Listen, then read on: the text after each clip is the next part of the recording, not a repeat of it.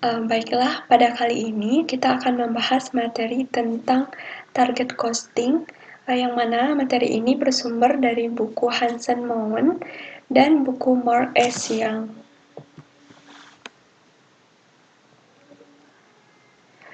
Sebelum kita masuk pada materinya, jangan lupa untuk subscribe, like, comment, and share account_ting ya. Makasih.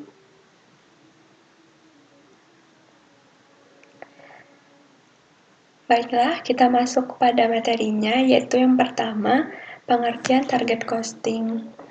Target costing adalah suatu metode yang menghimbau perusahaan untuk sadar akan biaya dan efisiensi, ataupun target costing adalah alat yang digunakan untuk menetapkan tujuan pengurangan biaya selama tahap desain. Di sini patut kita garis bawahi yaitu selama tahap desain, yang merupakan ciri khas dari target costing ini, yaitu pengurangan biaya yang terjadi selama tahap desain, bukan pada saat produksi ataupun saat setelah proses produksi, tetapi merupakan pada tahap desain.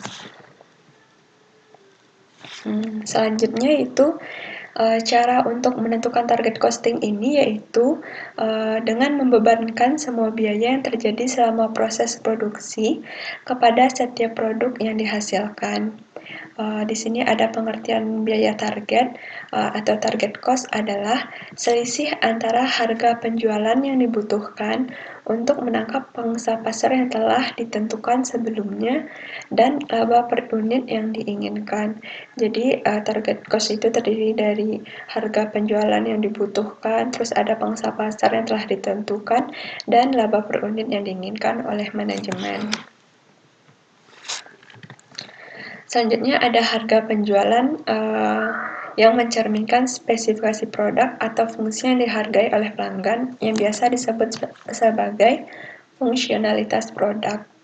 Jika biaya target atau target cost kurang dari apa yang saat ini dapat dicapai, maka manajemen harus menemukan pengurangan biaya yang menggerakkan biaya aktual menuju biaya target, atau biaya aktual ini kan biaya yang sebenarnya yang terjadi sebenarnya.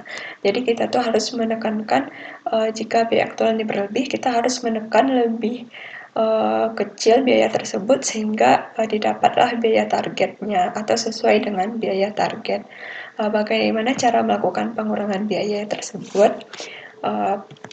Yaitu kita dapat melakukannya dengan 3 metode pengurangan biaya yang biasanya digunakan, yaitu ada yang pertama rekayasa terbalik atau reverse engineering, yang kedua analisis nilai atau value analysis, dan yang ketiga peningkatan proses atau proses improvement. Untuk yang pertama, reverse engineering itu yaitu manajemen menganalisa produk pesaing untuk menemukan lebih banyak fitur desain untuk menciptakan pengurangan biaya. Yaitu dengan kata lain, manajemen itu melihat apa sih keunggulan dari produk pesaing dan kenapa biayanya bisa lebih murah. Apa yang harus dilakukan manajemen untuk mengurangi biaya pada produk yang akan diproduksinya dengan menganalisis produk dari pesaing. Selanjutnya yang kedua yaitu value analysis, yaitu manajemen berusaha untuk menilai value pada berbagai fungsi produk oleh pelanggan. Jika harga yang pelanggan bayarkan lebih kecil daripada biaya produksi, maka fungsi tersebut merupakan kandidat eliminasi. Caranya kita tuh dapat melakukan dengan cara mengurangi atau menghilangkan aktivitas-aktivitas yang tidak bernilai tambah, yaitu dengan menciptakan produk yang berkualitas misalnya, dan memiliki tenaga kerja yang ahli dan mengetahui SOP perusahaan.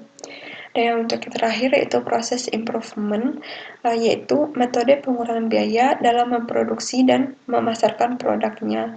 Contohnya dalam penggunaan elektronik tiket yang dapat mengurangi biaya proses tiket, menghilangkan formulir kertas sehingga dapat menghemat biaya-biaya yang akan dikeluarkan.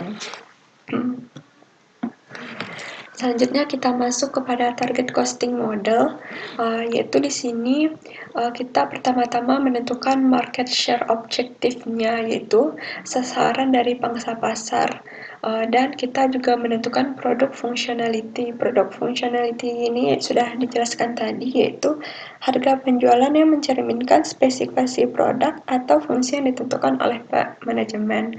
Setelah kita menentukan kedua ini, maka kita menentukan berapa target price yang kita inginkan, dan selanjutnya kita menentukan target profitnya dan menentukan target cost-nya. Setelah kita menentukan semuanya, maka kita mendesain produk dan mendesain prosesnya.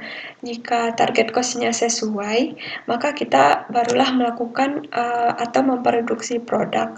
Tetapi jika target cost-nya tidak sesuai, kita harus melakukan desain ulang tentang produknya dan prosesnya sehingga didapatkan target yang sesuai, dan barulah kita mendapatkan bisa memproduksi barang tersebut. Baiklah, sekian materi pada video kali ini. Mohon maaf apabila banyak kesalahan. Assalamualaikum warahmatullahi wabarakatuh.